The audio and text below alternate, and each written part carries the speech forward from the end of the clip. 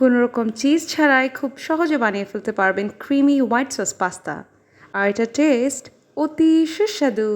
তো চলেন ভিডিওটি শুরু করা যাক। প্রথমে আমরা পাস্তা সেদ্ধ করে নিব অল্প তেল অল্প লবণ দিয়ে। যেহেতু এখানে অ্যাসর্টেড প্যাকটা ইউজ করছি, এখানে 3 ধরনের পাস্তা আছে। আমি বড় পাস্তাগুলো আলাদা করে আগে সেদ্ধ করে নিচ্ছি। 70 to 80% সেদ্ধ হয়ে গেলে আমি ছোট পাস্তাগুলো দিয়ে সেদ্ধ করে নেব। এতে কোনো পাস্তা ওভারকুক হওয়ার চান্স থাকে না।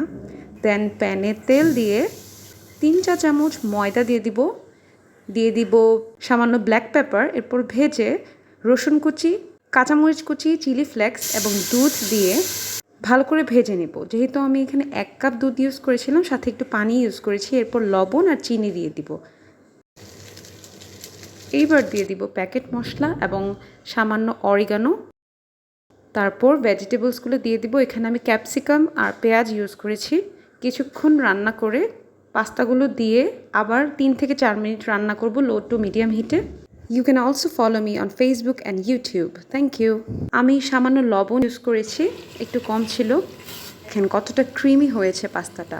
পাস্তার সাথেও চিকেন রান্না করা যায়, বাট তেলে অল্প লবণ, ব্ল্যাক পেপার, সয়া সস আর মরিচ গুঁড়ো দিয়ে চিকেনটা ভেজে যখন ইউজ করা হয় হোয়াইট সস পাস্তাতে, তখন একটা ব্যালেন্স আসে টেস্টের। আমার কাছে তো খুব ভালো লাগে। লাস্টে সামান্য চিনি স্প্রিঙ্কেল করে দিচ্ছি। By the way, it's Tahmi and you are watching food stories B.